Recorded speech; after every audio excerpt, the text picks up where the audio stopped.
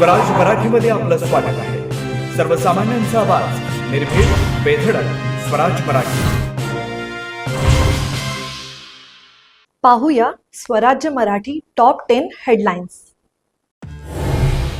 उपमुख्यमंत्री पदासाठी सुनेत्रा पवारांचा उद्याच शपथविधी होण्याची शक्यता.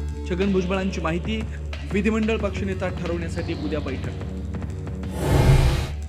सुनेत्रा पवारांकडे राष्ट्रवादीचे राष्ट्रीय अध्यक्षपद देण्याची पक्षातून मागणी. पवार कुटुंबाकडेच नेतृत्व राहावं असा सूर. सूत्रांची माहिती. तर पवार कुटुंबियांसोबत चर्चा करून उपमुख्यमंत्री पदाचा निर्णय घेणार. तटकरे यांची माहिती.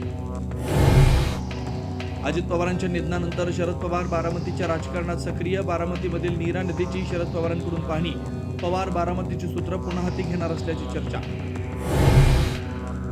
दोन्ही राष्ट्रवादीच्या विलिनीकरणाच्या हालचाली नव्हे, पवार कुटुंबीय एकत्र विलिनीकरणाचा निर्णय घेणार. अंतिम निर्णय शरद पवारच घेणार असल्याची सूत्रांची माहिती. अजित पवारांच्या अकाली निधनामुळे राज्याचा अर्थसंकल्प मुख्यमंत्री फडणवीसच मांडण्याची शक्यता.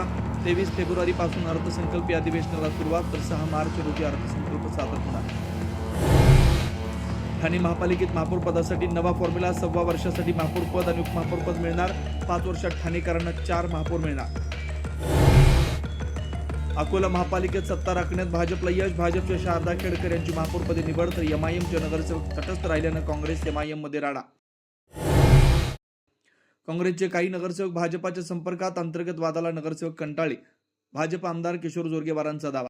आता इथेच वेळ झाली थांबण्याची. भेटू पुढील अपडेट सोबत. चॅनलला लाईक करा, शेअर करा आणि सबस्क्राईब करा.